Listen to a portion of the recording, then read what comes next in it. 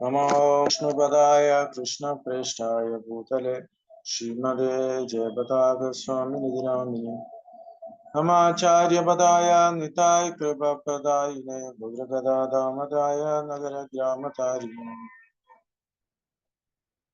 जय श्री कृष्ण चैतन्य प्रभु नित्यानंद श्री अद्वैत गदाधर श्रीवासादि गौरभक्तवृंद जय जय श्री चैतन्य जय नित्यानंद जय द्वैतान्द्र जय गौरभक्तवृंद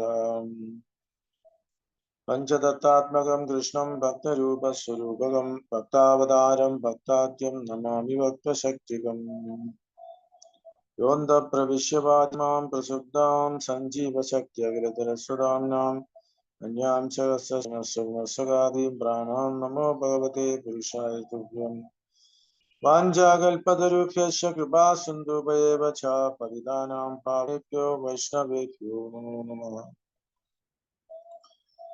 ഹരേ കൃഷ്ണ. ചൈതന്യ ചരിതാമൃതം പഠന ക്ലാസ്സിലേക്ക് എല്ലാവരെയും സ്വാഗതം ചെയ്യുന്നു. അപ്പൊ ഇന്ന് നമ്മൾ വായിക്കുന്നത് ആദിലീല രണ്ടാമത്തെ അധ്യായം 90 ശ്ലോകം മുതലാണ്.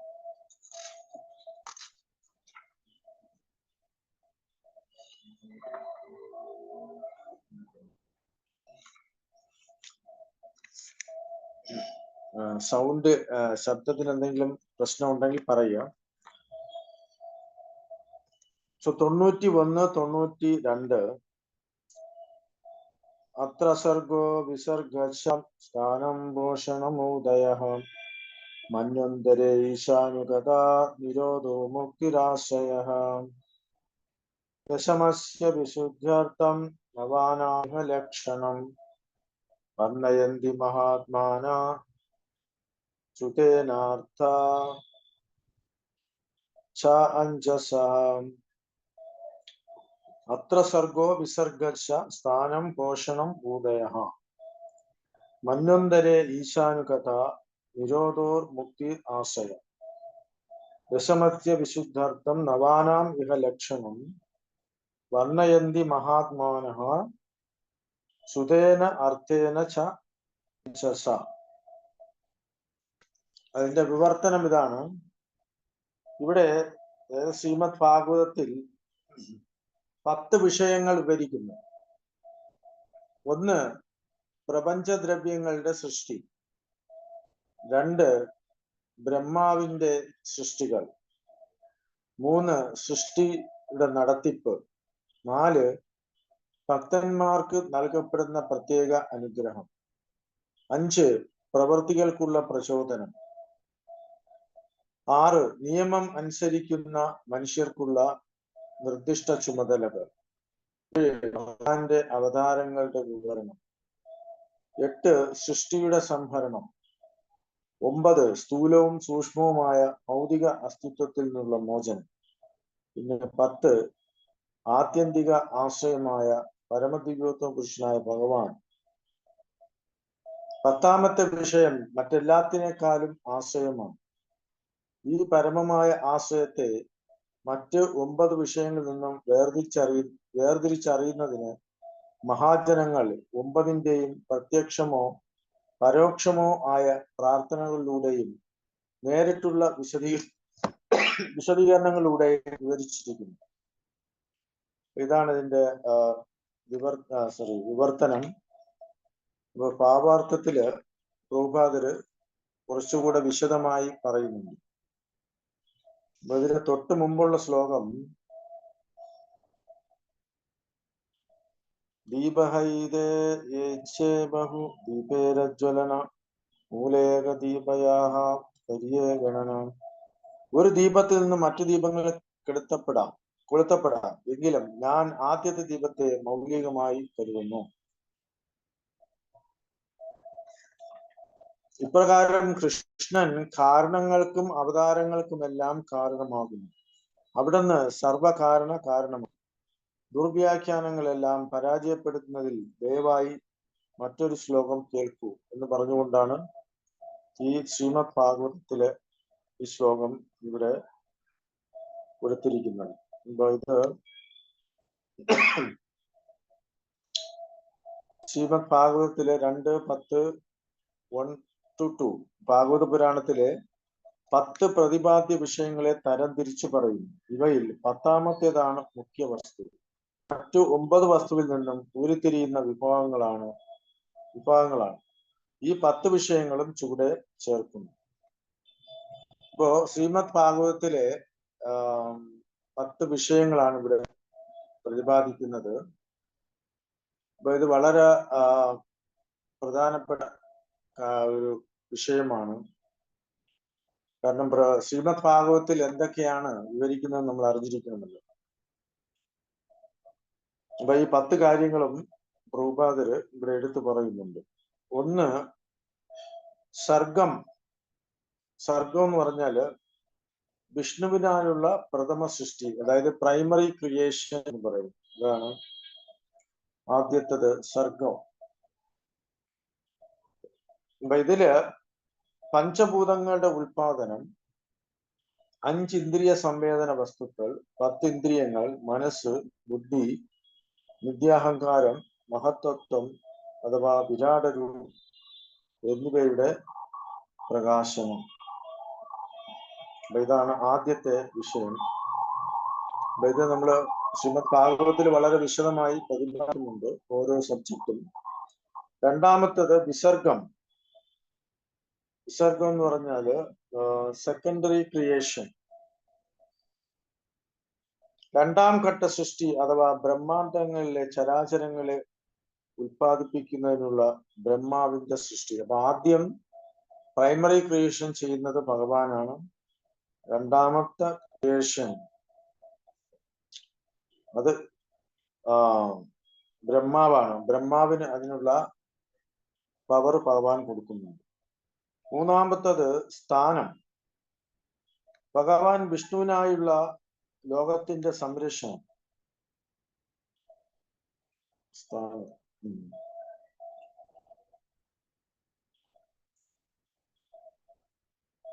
വിഷ്ണുവിന്റെ ധർമ്മം കൂടുതൽ പ്രാധാന്യമുള്ളതും അവിടുത്തെ മഹിമ ശിവബ്രഹ്മാദികളെക്കാൾ ഉന്നതവുമാണ്. കാരണം ബ്രഹ്മാവ് സൃഷ്ടാവും ശിവൻ സംഹാരകനുമാണെങ്കിലും വിഷ്ണു സംരക്ഷകനാണ്. ഇത് 3ാമത്തെ വിഷയമാണ് സ്ഥാനം. അതില് ഗ്രഹങ്ങളുടെ സൃഷ്ടിയെ കുറിച്ച് പറയുന്നു. 4ാമത്തത് പോഷണം. പോഷണം എന്ന് പറയുമ്പോൾ ഭക്തന്മാർക്കുള്ള ഭഗവാന്റെ പ്രത്യേക സംരക്ഷണം. ഒരു രാജാവ് തന്റെ രാജ്യത്തെയും പ്രജകളെയും സംരക്ഷിക്കുന്നുവെങ്കിലും സ്വന്തം കുടുംബാംഗങ്ങളുടെ കാര്യത്തിൽ പ്രത്യേക ശ്രദ്ധ നൽകുന്നു.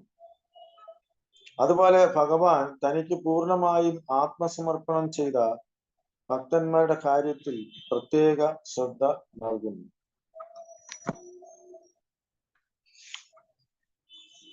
അപ്പൊ ഇത് നമ്മൾ ശ്രീമദ് ഭാഗവതം വായിക്കുമ്പോൾ ഓരോ ഭക്തന്മാരെ കുറിച്ചും അവരുടെ ചരിത്രത്തെ കുറിച്ചും അതിൽ പ്രതിപാദിക്കുന്നുണ്ട്. അപ്പൊ അതില് ഭഗവാന്റെ ഭക്തന്മാരെ ഭഗവാൻ എങ്ങനെ സംരക്ഷിക്കുന്നു എന്ന് വിശദമാക്കുന്നു. നമ്മളിപ്പോ ഋതുമഹാരാജാവിന്റെ കഥ, അതുപോലെ പ്രജേതസ്സുകള് അവർക്ക് ഭഗവാൻ ദർശനം കൊടുക്കുന്നതും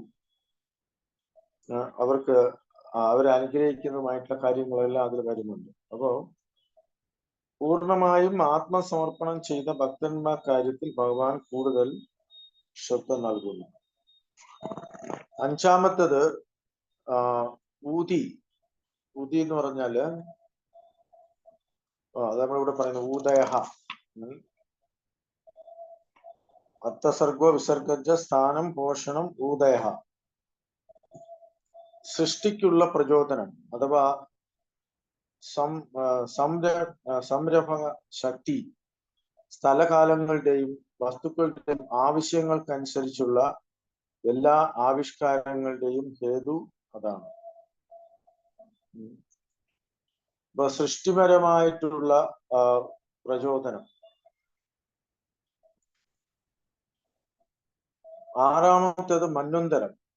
മനുഷ്യ ജീവിതത്തിൽ പരിപൂർണത നേടാൻ ആഗ്രഹിക്കുന്ന ജീവസത്വങ്ങൾക്കുള്ള നിയമാത്മക തത്വങ്ങൾ ഉപദേശിക്കുന്ന മനുക്കളുടെ ഭരണ കാലയളവ്. മനുസംഹിതയിൽ നിർദ്ദേശിച്ചുള്ള മനുവിന്റെ നിയമങ്ങൾ അത്തരം പരിപൂർണതയുടെ പാതയിലേക്ക് നയിക്കുന്നു. അപ്പോ മന്വന്തരത്തെ കുറിച്ച്, മനുക്കളുടെ മാറ്റം, അതിനെക്കുറിച്ചെല്ലാം പ്രതിപാദിക്കുന്നതാണ് മന്വന്തരം. അടുത്ത ഏഴാമത്തത് ഈശാനുകഥ. ശ്രീ ഭഗവാനെ സംബന്ധിച്ചുള്ള വേദശാസ്ത്രപരമായ വിവരങ്ങളും ഭൂമിയിലെ അവിടുത്തെ അവതാരങ്ങളെക്കുറിച്ചും ഭക്തന്മാരുടെ പ്രവൃത്തികളെക്കുറിച്ചുമുള്ള വിവരങ്ങളും. ഈ വിഷയങ്ങൾ കൈകാര്യം ചെയ്യുന്ന വേദശാസ്ത്ര ഗ്രന്ഥങ്ങൾ മനുഷ്യ ജീവിതത്തിന്റെ പുരോഗതിക്ക് അത്യന്താപേക്ഷിതമാണ്. ഇപ്പോ 7 ഈശാനുകഥ എന്ന് പറഞ്ഞാൽ ഭഗവത് ശാസ്ത്രമാണ്, ഭഗവാനെ കുറിച്ച് പ്രതിപാദിക്കുന്നതാണ്. അപ്പൊ ഈ വിഷയങ്ങൾ കൈകാര്യം ചെയ്യുന്ന വേദശാസ്ത്രങ്ങൾ മനുഷ്യ പുരോഗതിക്ക് അത്യന്താപേക്ഷിതമാണെന്ന് പ്രഭുപാദരുടെ പറയുന്നു. കാരണം വേദശാസ്ത്രങ്ങൾ പഠിക്കാതെ നമുക്ക് ഭഗവാനെ കുറിച്ച് മനസ്സിലാക്കാൻ കഴിയില്ല. ഇപ്പൊ ശ്രീമദ് ഭാഗവതം എന്ന് പറയുന്നത് പൂർണ്ണമായിട്ടുള്ള ഒരു ശാസ്ത്ര ഗ്രന്ഥമാണ്. കാരണം ഇവിടെ ഒരു അതിഥിയെ എങ്ങനെ സൽക്കരിക്കണം എന്ന് തുടങ്ങി ഒരു രാജ്യം എങ്ങനെ ഭരിക്കണം എന്ന് പൂർണ്ണമായിട്ടും മനസ്സിലാക്കാൻ കഴിയുന്ന ഒരു ഗ്രന്ഥമാണ്. അപ്പോൾ ഓരോ രാജാക്കന്മാരുടെയും കഥകള് ശ്രീമദ് ഭാഗവതത്തിൽ വരുന്നുണ്ട്. എട്ടാമത്തത് നിരോധം. നിരോധം എന്ന് പറഞ്ഞാല് നിരോധ സൃഷ്ടിയില്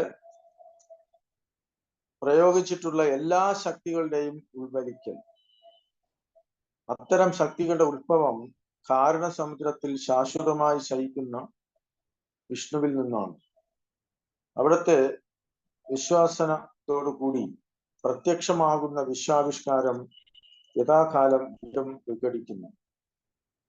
ഇതാണ് നിരോധ എന്ന് പറയുന്നത്. അതായത് നമ്മള്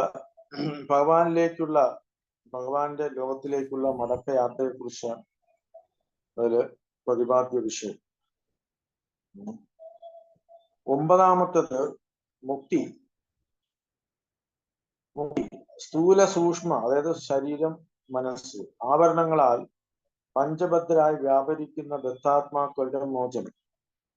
എല്ലാ ഭൗതിക ആസക്തിയിൽ നിന്നും സ്വതന്ത്രനാകുമ്പോൾ ആത്മാവ് സ്ഥൂലവും സൂക്ഷ്മവുമായ ശരീരങ്ങൾ ഉപേക്ഷിച്ച് അവരുടെ മൗലികമായ ആധ്യാത്മിക ശരീരത്തിൽ ആത്മീയ ആകാശം, വൈകുണ്ഠത്തിലോ കൃഷ്ണലോകത്തിലോ പ്രേമഭരിതമായ ഭഗവത് സേവനത്തിൽ മുഴുകാനും കഴിയുന്നു. ആത്മാവ് തന്റെ അസ്തിത്വത്തിന്റെ മൂലസ്വരൂപത്തിൽ സ്ഥിതി ചെയ്യുമ്പോൾ മുക്തൻ എന്ന് പറയുന്നു. ഭൗതിക ശരീരത്തിലായിരിക്കുമ്പോൾ പോലും അതീന്ദ്രിയവും പ്രേമഭരിതവുമായ ഭഗവത്സനത്തിൽ വ്യാപൃതനാകാനും ജീവൻ മുക്താവസ്ഥ കൈവരിക്കാനും കഴിയും. ഇതാണ് ശ്രീമദ് ഭാഗവത്തിലെ 9ാമത്തെ വിഷയം, മുക്തി, ലിബറേഷൻ. നമ്മൾ മുക്തി ആണ് ഫൈനൽ എന്ന് വിചാരിക്കും. പക്ഷെ വീണ്ടും ഇതിനപ്പുറമായിട്ട് 10ാമത് പറയുന്ന വിഷയം ആശ്രയം. എല്ലാം ഉൾപ്പിക്കുന്നത് ആരിൽ നിന്നാണോ, എല്ലാം നിലനിൽക്കുന്നത് ആന്മേലാണോ, സംഹാരത്തിന് ശേഷം എല്ലാം വിലയം പ്രാപിക്കുന്നത് ആരിലാണോ, ആ അതീന്ദ്രിയ സത്ത അഥവാ പരമശ്രേയസ് എല്ലാറ്റിന്റെയും പ്രഭവും ആധാരവും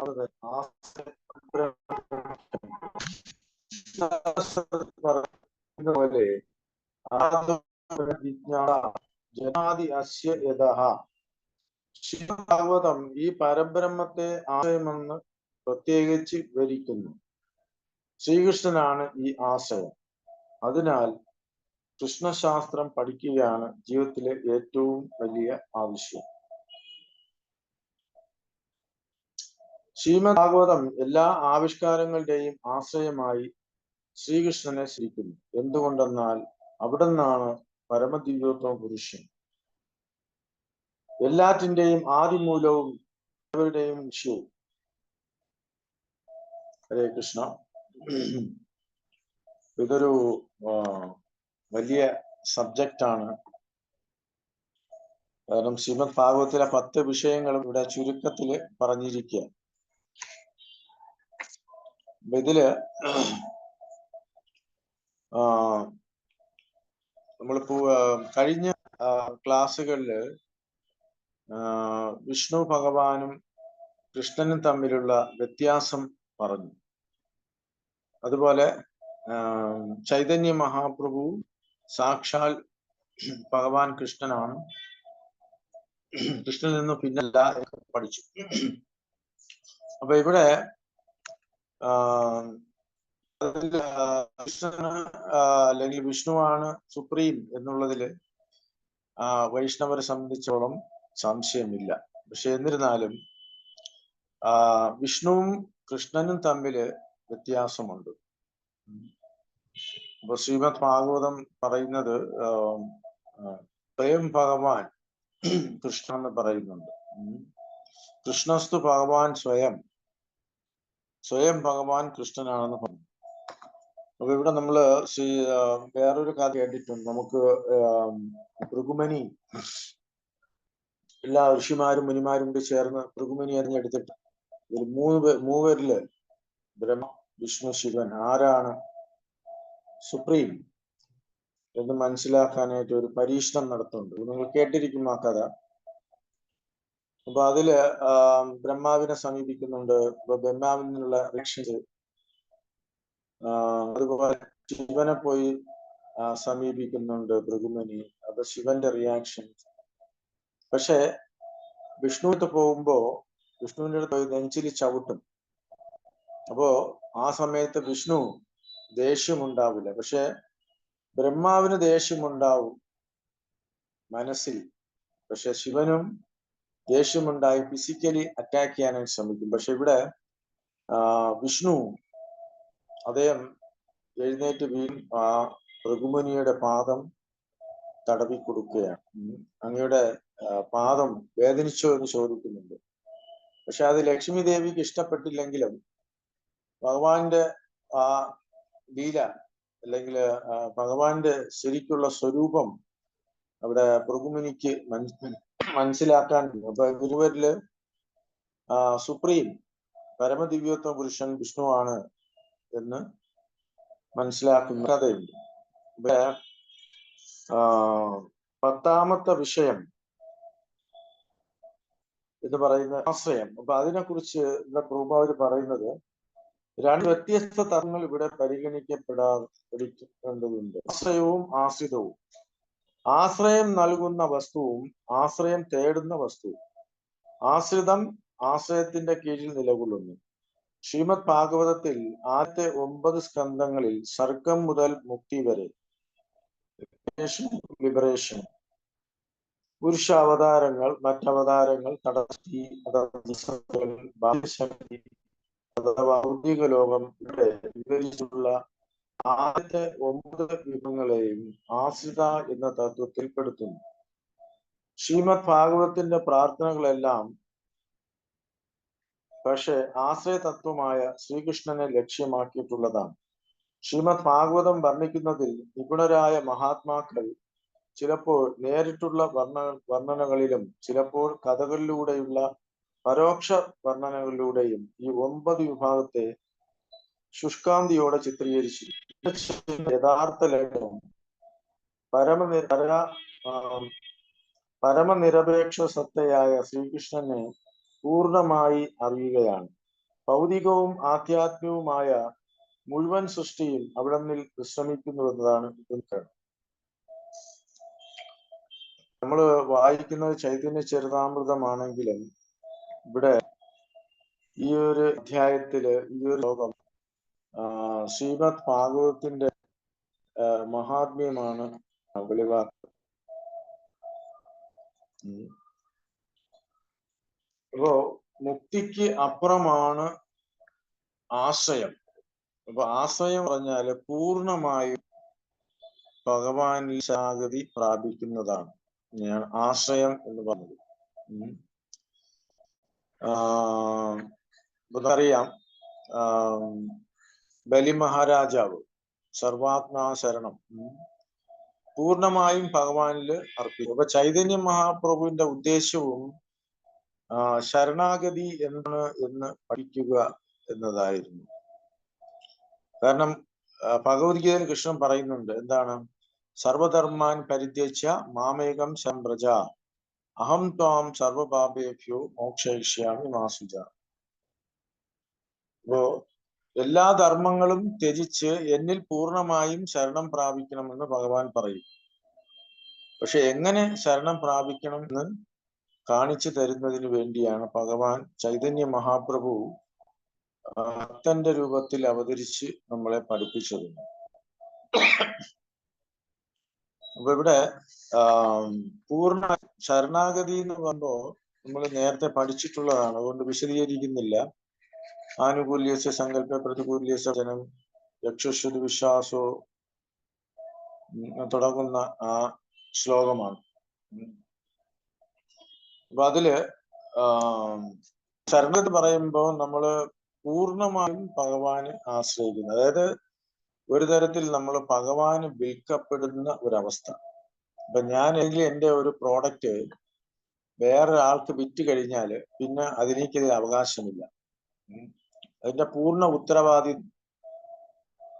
ആരാണോ വാങ്ങിയത് അവർക്കാണ്. അപ്പൊ അതുപോലെ നമ്മള് ഉടമസ്ഥ അവകാശം ഭഗവാന് നൽകുകയാണ്. അപ്പൊ അതിനാണ് പൂർണ്ണമായിട്ടുള്ള ശരണാഗതി. അതാണ് ഈ ആശ്രയം എന്നുകൊണ്ട് ഉദ്ദേശിക്കുന്നത്. ആശ്രയവും ആശ്രിതവും. ആശ്രയം നൽകുന്ന വസ്തു, ആശ്രയം തേടുന്ന വസ്തു. അതായത് ഇവിടെ ആരാണ് ആ ആശ്രിതൻ, ആരാണ് ആശ്രയം, ഇതിനെ വിശദമാക്കുന്നുണ്ട്. അപ്പൊ ഇവിടെ എടുത്തു പറയുന്ന രണ്ട് കാര്യങ്ങൾ ഇതാണ്. അതായത് ആശ്രയം എന്ന് പറഞ്ഞാൽ ഹു പ്രൊവൈഡ് ഷെൽട്ടർ, അത് ഭഗവാൻ മാത്രമേ ആശ്രയം തരാൻ കഴിയൂ നമുക്ക് ജീവാത്മാക്കൾക്ക്. ആശ്രിതം എന്ന് പറയുമ്പോ അല്ലെങ്കിൽ അതായത് ജീവാത്മാക്കള് അതായത് വൺ ഹു ഡിപ്പെൻഡ്സ്, അതായത് ഡിപ്പെൻഡ്സ് ഹു റിക്വയർ ഷെൽട്ടർ. അതായത് ആശ്രയം അല്ലെങ്കിൽ അഭയം ആവശ്യമുള്ളത് അത് ജീവാത്മാക്കളാണ്. കാരണം അവർക്ക് ഭഗവാന്റെ അഭയമില്ലാതെ പൂർണ്ണത, ജീവിതത്തിന്റെ പരിപൂർണത നേടാൻ കഴിയില്ല. അല്ലെങ്കിൽ വീണ്ടും നമ്മൾ ഈ ഇന്ദ്രിയ സുഖങ്ങൾക്ക് അടിപെട്ട് വീണ്ടും പുനരഭിമരണം, പുനരഭിജനനം, വീണ്ടും ഈ ജന്മമെടുത്ത് ആ ഒരു അവസ്ഥയിലേക്ക് പോകും. അപ്പൊ ഇവിടെ ഈ ഒരു കാര്യം നമ്മൾ മനസ്സിലാക്കും. അപ്പൊ ഇതില് ആർക്കെങ്കിലും എന്തെങ്കിലും സംശയം ഉണ്ടോ? അല്ലെങ്കിൽ നമുക്ക് അടുത്ത ശ്ലോകം വായിക്കാം. ഇതൊരു വലിയ സബ്ജക്റ്റ് ആണ്.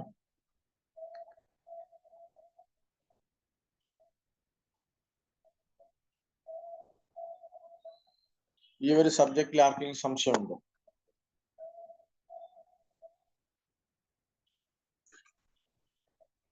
ഹരേ കൃഷ്ണ. അപ്പൊ നമുക്ക് അടുത്ത ശ്ലോകം വായിക്കാമോ? 103-ാമത്തെ ശ്ലോകം. ആശ്രയജാനിതേ കഹി ഏനവാ പദാർത്ഥ േവനവേര ഉൽപ്പത്തി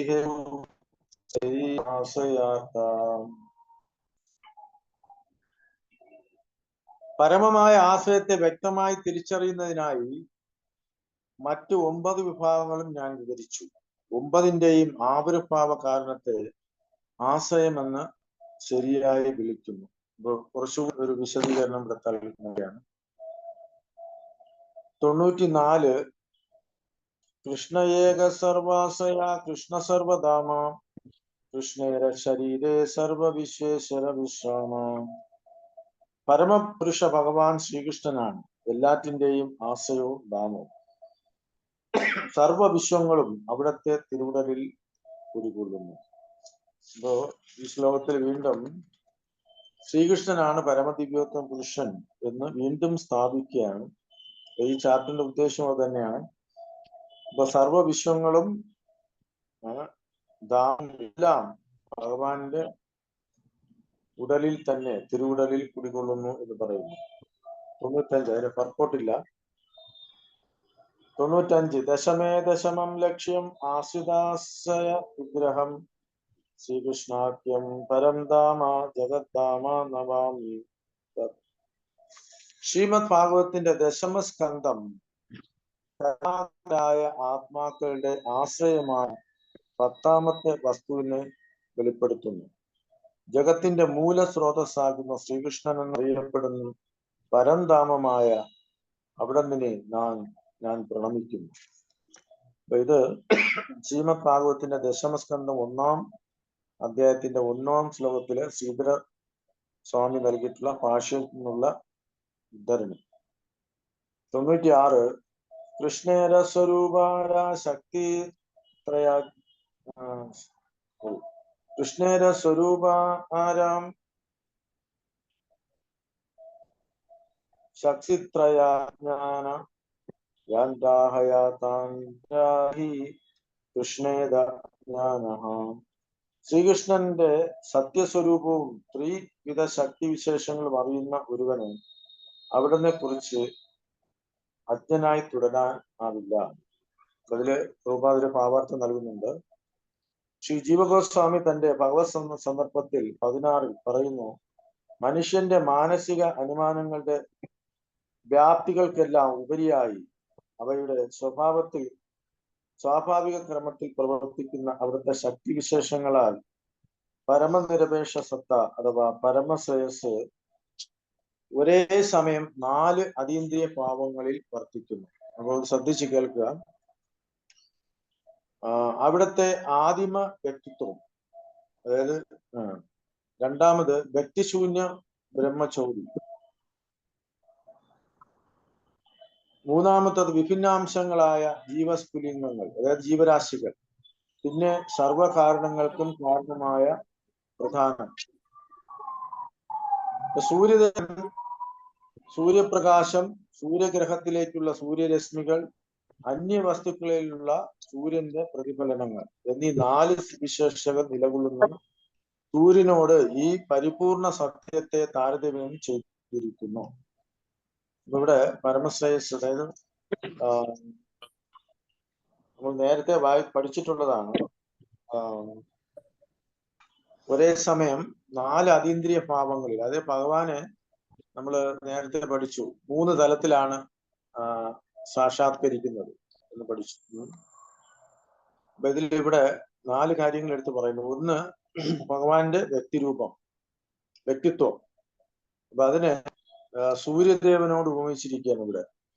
രണ്ടാമത്, ഭഗവാന്റെ അവ്യക്ത ബ്രഹ്മം എന്ന് പറഞ്ഞാല്, അവ്യക്ത ബ്രഹ്മം എന്ന് പറയുമ്പോൾ ബ്രഹ്മജ്യോതി, അതായത് സൂര്യപ്രകാശം. മൂന്നാമത്തത് വിഭിന്നാംശങ്ങളായ ജീവസ്ഫുലിംഗങ്ങൾ, അതായത് ജീവരാശികളെ ഉദ്ദേശിക്കുന്നത്. അതായത് ഗ്രഹത്തിലെ രശ്മികളെയാണ് ഇവിടെ ഉദ്ദേശിക്കുന്നത്.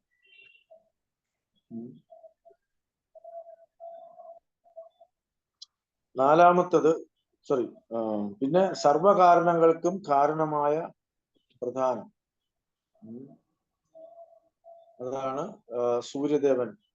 സൂര്യദേവന്റെ മൂർത്തി. അപ്പൊ ഇങ്ങനെ 4 തലങ്ങളിലാണ് നമ്മൾ മനസ്സിലാക്കുന്നത്. ഒരു ഉദാഹരണം പ്രഭുപാദർ കൊടുത്തിരിക്കുന്നതാണ് ഇവിടെ. പരമനിരപേക്ഷ സത്യത്തിന്റെ അസ്തിത്വത്തെ ഊഹാപകരമായ ഉദ്യമങ്ങൾ സ്വീകരിക്കാനുള്ള ആഗ്രഹം സാധ്യമാകില്ല. എന്തുകൊണ്ടെന്നാൽ അവിടുന്ന് ഊഹാഭോഗങ്ങൾ മുഴുകുന്ന നമ്മുടെ മനസ്സുകളിലെ പരിമിതമായ സാധ്യതകൾക്ക് അതീതനാണ്. സത്യത്തിനു വേണ്ടിയുള്ള സത്യസന്ധമായ അന്വേഷണത്തിൽ ഏർപ്പെടുമ്പോൾ അവിടുത്തെ ശക്തികൾ നമുക്ക് നിസ്സാരമായ തലച്ചോറുകൾക്ക് ഉൾക്കൊള്ളാൻ കഴിയാത്തവയാണെന്ന് നാം നിശ്ചയമായും സമ്മതിക്കണം. ശൂന്യാകാശ പരിവേഷണത്തിന് ലോകത്തിലെ മഹാന്മാരായ ശാസ്ത്രജ്ഞന്മാരുടെ പ്രയത്നം ആവശ്യം വരുന്നു. എങ്കിലും സൃഷ്ടിയുടെ അടിസ്ഥാനപരമായ ജ്ഞാനത്തിന്റെ കാര്യത്തിൽ പോലും ശാസ്ത്രജ്ഞന്മാരെ അന്താളിപ്പിക്കുന്ന എണ്ണ പ്രശ്നങ്ങളുണ്ട്. അത്തരം ഭൗതിക ജ്ഞാനം ആധ്യാത്മിക പ്രകൃതിയിൽ നിന്ന് വിദൂരസ്ഥമാണ്. അതിനാൽ പരമസത്യം ഇത്തരം വ്യവസ്ഥകളും മേൽപ്പറഞ്ഞതിലും കൂടുതൽ അചിന്ത്യമായിരിക്കുന്ന കാര്യത്തിൽ തെല്ലും സംശയം വേണ്ട.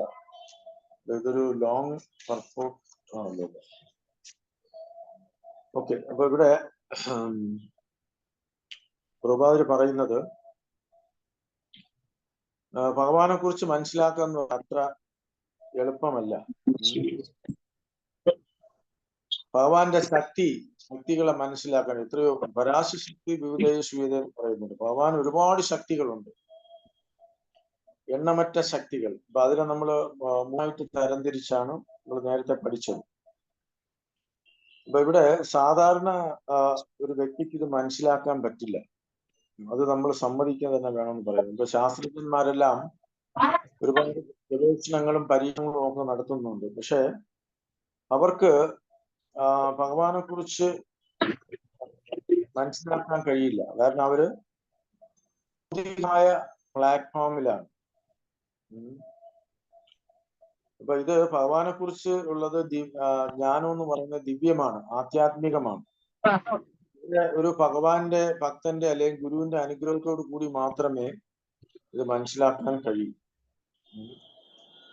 അപ്പൊ അതുകൊണ്ട് ഇവിടെ പറയുന്നത് ശാസ്ത്രജ്ഞന്മാരെ അന്താളിപ്പിക്കുന്ന എണ്ണമറ്റ പ്രശ്നങ്ങളുണ്ട്. അത്തരം ഭൗതിക ജ്ഞാനം ആധ്യാത്മികതയിൽ നിന്ന് ദൂരസ്ഥമാണ്. അതിനാൽ പരമസത്യത്തിന്റെ പ്രവർത്തനങ്ങളും മേൽപ്പറഞ്ഞതിലും കൂടുതൽ അചിന്ത്യമായിരിക്കുന്ന കാര്യത്തിൽ തെല്ലും സംശയം വേണ്ട. അപ്പൊ നമുക്ക് ഈ പാരഗ്രാഫ് വായിച്ചു തീർക്കാം, എന്നിട്ട് എന്തെങ്കിലും സംശയം ഉണ്ടെങ്കിൽ ചോദിച്ചാൽ മതി. അടുത്ത പാരഗ്രാഫ്, പരമസത്യത്തിന്റെ മുഖ്യ ശക്തികൾ മൂന്നായി പ്രതിപാദിച്ചിരിക്കുന്നു: അന്തരംഗ ശക്തി, ബഹിരംഗ ശക്തി, തടസ്സ ശക്തി. അവിടെ തന്റെ അന്തരംഗ ശക്തിയാൽ ഭൗതിക പ്രപഞ്ചത്തിന്റെ സംഹാരത്തിന് ശേഷവും ശാശ്വതമായി നിലനിൽക്കുന്ന വൈകുണ്ഠ ലോകങ്ങൾ എന്നറിയപ്പെടുന്ന ആധ്യാത്മിക പ്രപഞ്ചം പ്രദർശിപ്പിക്കുന്നു. തടസ്സ ശക്തിയാൽ അവിടുത്തെ അംശങ്ങളായ ജീവസത്തകളായി ഭഗവാൻ സ്വയം വിസ്തരിക്കുന്നു. നമ്മൾ നേരത്തെ പഠിച്ചു, തടസ്സ ശക്തി എന്ന് പറയുന്നത് ജീവാത്മാവാണ്, ദേവന്മാരും എല്ലാം ഉൾപ്പെടും. സൂര്യൻ അതിന്റെ രശ്മികൾ സർവ്വദിക്കുകളിലും വിതരണം ചെയ്യുന്നത് പോലെ ബഹിരംഗ ശക്തിയാൽ ഭഗവാൻ ഭൗതിക സൃഷ്ടിയെ പ്രത്യക്ഷമാക്കുന്നു. സൂര്യൻ അതിന്റെ കിരണങ്ങളാൽ ചിലപ്പോൾ മൂടൽമഞ്ഞ് സൃഷ്ടിക്കുന്നത് പോലെ ഭൗതിക സൃഷ്ടി ശാശ്വതമായ വൈകുണ്ഠ പ്രകൃതിയുടെ ഒരു വികലമായ പ്രതിബിംബമല്ലാതെ മറ്റൊന്നുമല്ല. ഭൗതിക സൃഷ്ടി ഭഗവാൻ വൈകുണ്ഠ പ്രകൃതിയുടെ ഒരു പ്രതിബിംബമാണ് എന്ന് നമ്മൾ മനസ്സിലാക്കുക. പരമസത്യത്തിന്റെ ഈ ത്രിശക്തികളെ കുറിച്ച് വിഷ്ണു പുരാണത്തിലും വിവരിച്ചിട്ടുണ്ട്. ജീവസത്ത ഗുണത്തിൽ അന്തരംഗ ശക്തിക്ക് സമാനമാണെന്നും അതേസമയം ബാഹ്യശക്തി സർവകാരണത്താൽ പരോക്ഷമായി നിയന്ത്രിക്കപ്പെടുന്നുവെന്നും അവിടെ പറയുന്നു. ജീവസത്ത ഗുണത്തില് അന്തരശക്തിക്ക് സമാനമാണെന്നാണ് പറയുന്നത്. മായാശക്തി ജീവസത്തയെ തെറ്റായി നയിക്കുന്നു. മൂടൽമഞ്ഞ് സൂര്യപ്രകാശം തടഞ്ഞ് കാൽനടക്കാരനെ തെറ്റായി നയിക്കുന്നത് പോലെ മായ ശക്തി ജീവസത്തെ എങ്ങനെയാണ് തെറ്റായി നയിക്കുന്നത്? ഉദാഹരണം പറയണത്, മൂടൽമഞ്ഞ് സൂര്യപ്രകാശം തടഞ്ഞ് കാൽനടക്കാരെ തെറ്റായി നയിക്കുന്നത് പോലെ മായാശക്തി ഗുണപരമായി ഭഗവതംശങ്ങളായ തടസ്സശക്തിയേക്കാൾ താഴ്ന്നതാണെങ്കിലും അത് ജീവസത്തകളെ നിയന്ത്രിക്കാനുള്ള കഴിവുണ്ട്.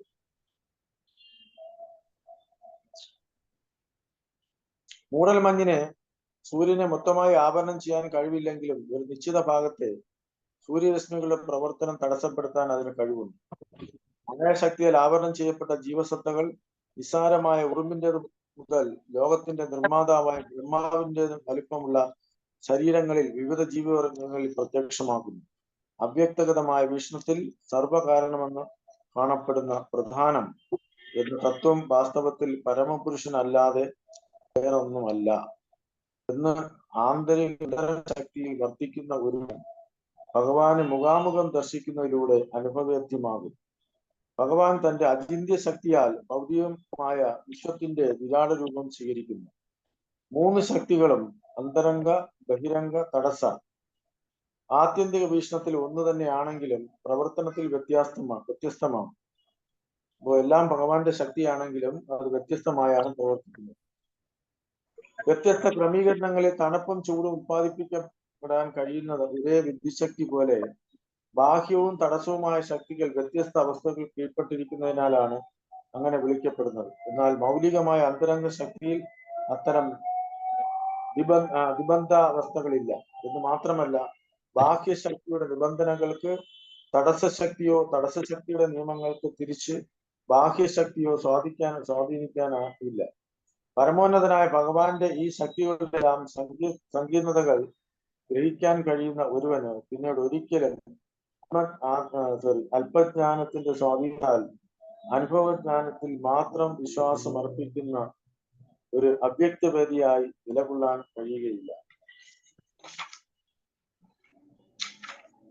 ഇപ്പൊ 96-ാമത്തെ ശ്ലോകത്തിന്റെ ഭാവാർത്ഥം ഇവിടെ അവസാനിക്കുകയാണ്. ഇനി തുടർന്ന് ഭഗവാന്റെ 6 പ്രാഥമിക വിസ്തരണങ്ങളെ കുറിച്ചും അതിന്റെ ഉദാഹരണങ്ങളും ഇവിടെ അടുത്ത ശ്ലോകത്തില് പ്രതിപാദിക്കുന്നു. ഇതില് പ്രഭുപാദയുടെ പർപ്പോട്ടില് ഭാവാർത്ഥത്തിൽ വളരെ വിശദമായി ഉദാഹരണങ്ങൾ സഹിതം നമുക്ക് പറഞ്ഞു തരുന്നുണ്ട്. അതുകൊണ്ട് സംശയങ്ങൾ ഉണ്ടാവാൻ വഴിയില്ല. എങ്കിലും എന്തെങ്കിലും സംശയം ഉണ്ടെങ്കിൽ ചോദിക്കാം. ഹരേ കൃഷ്ണ. ദണ്ഡവത് പ്രണാമസ് പ്രഭുജി. നമ്മള് 3 ഫീച്ചേഴ്സ് അല്ലേ ഭഗവാനുള്ളത്? ബ്രഹ്മജ്യോതി, പരമാത്മ, പിന്നെ ഭഗവാൻ. ഇവിടെ എന്താ 4 ഫീച്ചേഴ്സിനെ കുറിച്ച് പറയുന്നത്? അതെനിക്ക് മനസ്സിലായില്ലല്ലോ പ്രഭുജി. അതായത് നമ്മള് പരമാത്മ, അതായത് ഭഗവാൻ റിയലൈസേഷനെ കുറിച്ച് പറയുമ്പോഴാണ് 3 കാര്യങ്ങൾ പറയുന്നത്. ബ്രഹ്മേതി, പരമാത്മേതി, ഭഗവാനേതി, സത്യത. അപ്പൊ ഇവിടെ പ്രഭുപാദർ കുറച്ചുകൂടെ വിശദമായ ഒരു ഉദാഹരണം പറഞ്ഞു തരാണ്. കാരണം ഇവിടെ സൂര്യദേവൻ, സൂര്യപ്രകാശം, പിന്നെ സൂര്യഗ്രഹത്തിനുള്ളിലെ സൂര്യരശ്മികൾ,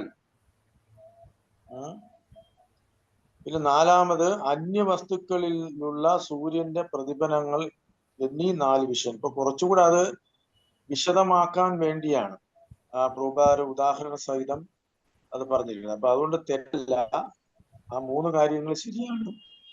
ഈ പറഞ്ഞിരിക്കുന്ന 4 കാര്യങ്ങളും ശരിയാണ് ആ റിയലൈസേഷനെ കുറിച്ച് പറയുമ്പോൾ. പക്ഷെ ഇവിടെ ബ്രഹ്മജ്യോതി വിഭിന്നാംശമായ ജീവസ്ഫുലിംഗങ്ങൾ, ആ ഒരെണ്ണം എക്സ്ട്രാ പ്രഭുപാദർ ഇവിടെ എടുത്ത് പറയുന്നുണ്ട്. പിന്നെ സർവകാരണങ്ങൾക്കും കാരണമായ പ്രധാനം, അതാണ് ഭഗവാൻ റിയലൈസേഷൻ എന്ന് പറയുന്നത്. അപ്പൊ ഇവിടെ ഭഗവാൻ റിയലൈസേഷൻ കിട്ടുന്നത് ഭക്തന്മാർക്ക് മാത്രമാണ്. കാരണം ഭഗവാനാണ് സർവകാരണങ്ങൾക്കും കാരണം എന്ന് മനസ്സിലാക്കുന്നത് എത്രയോ ജന്മങ്ങൾ എടുത്ത ശേഷമാണ്. ബഹുനാം ജന്മനാമന്റെ ജ്ഞാനമാൻ വർമ്മത്യതേ വാസുദേവ സർവമിതി സഹാത്മാ സുദുർലഭ എന്ന് പറയുന്നുണ്ട്. അപ്പൊ അത് കുറച്ചൊരു എക്സ്പ്ലനേഷന് വേണ്ടി പ്രഭുപാദര് കുറച്ചുകൂടെ മനസ്സിലാക്കാൻ വേണ്ടിയാണ് അത് ഇവിടെ എടുത്ത് പറഞ്ഞിരിക്കുന്നത് എന്ന് ഞാൻ മനസ്സിലാക്കുന്നു. ഇവിടെ സൂര്യരശ്മികൾ, പിന്നെ സൂര്യന്റെ ഗ്രഹത്തിലുള്ള അകത്തുള്ള രശ്മികള്, അങ്ങനെ 4 സവിശേഷതകൾ ഇവിടെ കുറച്ചുകൂടെ നമുക്ക് നന്നായിട്ട് മനസ്സിലാക്കാൻ വേണ്ടി പ്രഭുപാദർ എടുത്ത് പറയുന്നത്. മറ്റേ ഗ്രഹത്തെ കുറിച്ച് മാത്രമേ പറയുന്നുള്ളൂ. പിന്നെ ആ സൂര്യദേവന്റെ പ്രവർത്തനം വ്യക്തിയാണ് മനസ്സിലാക്കുന്നതിന് വേണ്ടി. അപ്പൊ അത് കുറച്ചുകൂടെ ഒരു വിശദീകരണം തരുന്നു എന്നുള്ളതേ ഉള്ളൂ എന്ന് നമ്മൾ മനസ്സിലാക്കുക എന്നാണ് ഞാൻ മനസ്സിലാക്കിയത്.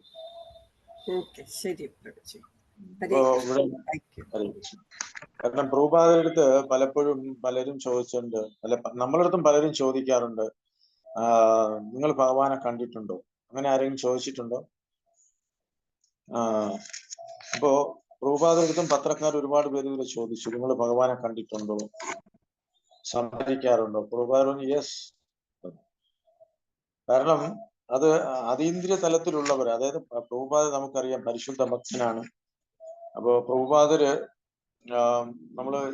പ്രഭുപാദരുടെ ചരിത്രം പഠിക്കുമ്പോൾ നമുക്കറിയാം പ്രഭുപാദരുടെ ആദ്യത്തെ ഉദ്ദേശം എന്ന് പറയുന്ന ലണ്ടനിൽ പോകുക എന്നുള്ളതായിരുന്നു. പിന്നീട് രൂപഗോസ്വാമിയാണ് അദ്ദേഹത്തിനോട് പറഞ്ഞ് ന്യൂയോർക്കിൽ എത്തുന്നത്. അപ്പോ രൂപഗോസ്വാമിയായിട്ട് പ്രഭുപാദർ സംസാരിക്കാറുണ്ടായിരുന്നു നമുക്ക് മനസ്സിലാക്കാം. അതുപോലെ ഒരിക്കൽ പ്രഭുപാദര് ക്ലാസ് കൊടുത്തുകൊണ്ടിരിക്കുമ്പോൾ പെട്ടെന്ന് അത് കഴിഞ്ഞു പ്രഭുപാദര് താഴെ ഇറങ്ങിയിരുന്നു. അപ്പൊ ആ സമയത്ത് പിന്നീട് ശിഷ്യന്മാർ ചോദിച്ചു, എന്താണ് അങ്ങ് താഴെ ഇറങ്ങിയിരുന്നത് എന്ന് ചോദിച്ചപ്പോ അപ്പോ പ്രഭുപാദര് പറഞ്ഞ്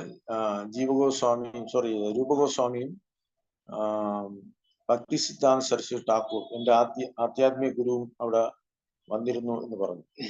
അപ്പൊ ഇതൊക്കെ പ്രഭുപാദർക്ക് ഉള്ള അനുഭവമാണ്. അതുപോലെ ഒരുപാട് ഉദാഹരണങ്ങളുണ്ട്. പ്രഭുപാദരുടെ ശിഷ്യന്മാർ പലപ്പോഴും വീട്ടിൽ സംസാരിക്കുന്നതായിട്ടുള്ള അനുഭവങ്ങളൊക്കെ പങ്കുവച്ചിട്ടുണ്ട്. ഭക്തന്മാര് അങ്ങേ നോക്കുന്നുണ്ടോ, നിവേദ്യമെല്ലാം കറക്റ്റാ തരുന്നുണ്ടോ. അപ്പൊ പ്രഭുപാദർ ഇങ്ങനെ മൂളുന്നത് ശിഷ്യന്മാര് കേട്ടിട്ടുണ്ട്. ഇതൊക്കെ വളരെ ക്ലോസ് ആയിട്ടുള്ള, അതായത് പ്രഭുപാദരുടെ വളരെ ക്ലോസ് ആയിട്ട് സെർവ് ചെയ്തിട്ടുള്ള ഭക്തന്മാരുടെ അല്ലെങ്കിൽ ശിഷ്യന്മാരുടെ റിയലൈസേഷൻ ആണ്, അവര് പങ്കുവച്ചിട്ടുള്ളതാണ്. അപ്പൊ അതുപോലെ നമുക്കറിയാം പ്രഭുപാദര് കപ്പലിൽ സഞ്ചരിക്കുന്ന സമയത്ത് പ്രഭുപാദര് വളരെ അവശനായി, അതായത് ഹാർട്ട് അറ്റാക്ക് വരുമ്പോഴും പ്രഭുപാദരുടെ നെഞ്ച് തടവി കൊടുക്കുന്നതും പ്രഭുപാദർക്ക് ഒരു ഫീലിംഗ്, കാരണം ഈ വയസ്സായ കാലത്ത് എനിക്ക് എന്തെങ്കിലും ചെയ്യാൻ പറ്റുമോ, ഗുരുവിന്റെ ആജ്ഞ എനിക്ക് നിറവേറ്റാൻ കഴിഞ്ഞില്ലല്ലോ എന്നൊരു ഫീലിംഗ് ഉണ്ടായിരുന്നു. അപ്പൊ ഭഗവാൻ തന്നെ വന്ന് പറയും, ഡോണ്ട് വറി, അവിടെ ചെന്നാ മതി, ബാക്കിയുള്ള കാര്യങ്ങളെല്ലാം ഞാൻ അറേഞ്ച് ചെയ്തിട്ടുണ്ടെന്ന് ഭഗവാൻ പറയുന്നുണ്ട്. അപ്പൊ പ്രഭുപാദർ നേരിട്ട് ഭഗവാനുമായി സംവദിച്ചിട്ടുണ്ട് എന്നുള്ളതിന് ഒരു ഉദാഹരണമാണ് ഇതൊക്കെ. അപ്പോ ഇവിടെ പറഞ്ഞു വരുന്നത് പോയിന്റ്, ഈ ചാപ്റ്ററിൽ ചൈതന്യ മഹാപ്രഭുവാണ്, സാക്ഷാൽ ഭഗവാൻ തന്നെയാണ് supreme personality of God head. അതുപോലെ ഭക്തന്മാരുടെ മഹത്വത്തെ കുറിച്ചുകൂടെ പറയുന്നുണ്ട്. കാരണം ഒരു ഭക്തന് മാത്രമേ ഭഗവാൻ റിയലൈസേഷൻ കിട്ടൂ. അതും ഭഗവാന്റെ അനുഗ്രഹം കൊണ്ട് മാത്രം കിട്ടുന്നതാണ്. പൂർണ്ണമായും ഭഗവാനെ ശരണം പ്രാപിച്ച വ്യക്തി, അവർക്ക് ഭഗവാൻ ആ റിയലൈസേഷൻ കൊടുക്കും. അപ്പൊ നമ്മൾ ആ ലെവലിലേക്ക് കൊണ്ടുവരിക എന്നുള്ളതാണ് ഈ ശ്രീമദ് ഭാഗവതത്തിന്റെ ഉദ്ദേശം. ഇതാണ് 10ാമത്തെ ആശയം എന്ന് പറഞ്ഞാൽ ആ ശരണാഗതിയിലേക്ക് ചേർക്കുക എന്നുള്ളതാണ്. അപ്പൊ അതുകൊണ്ടാണല്ലോ ശ്രീമദ് ഭാഗവതം അവസാനത്തെ ഗ്രന്ഥമാണ്. കാരണം എല്ലാം എഴുതിയിട്ടും വ്യാസദേവന് തൃപ്തിയില്ല. പക്ഷെ ആ സമയത്താണ് നാരദമുനി പ്രത്യക്ഷപ്പെടുന്നതും ഈ ശ്രീമദ് ഭാഗവതം ഭഗവാനെ കുറിച്ച് വർണ്ണിക്കാൻ ഉപദേശം കൊടുക്കുന്നത്. അപ്പൊ അതുകൊണ്ട് ശ്രീമദ് ഭാഗവതം ശ്രേഷ്ഠമായ പുരാണമാണ്. വൈഷ്ണവാനാം പ്രിയം, വൈഷ്ണവന് പ്രിയപ്പെട്ടതുമാണ്. അപ്പൊ ഇന്നത്തെ സബ്ജക്ട് ശ്രീമദ് ഭാഗവതത്തെ കുറിച്ചായിരുന്നു. ഓക്കെ, വേറെ ആർക്കെങ്കിലും എന്തെങ്കിലും കമന്റ്? ഹരേ കൃഷ്ണ.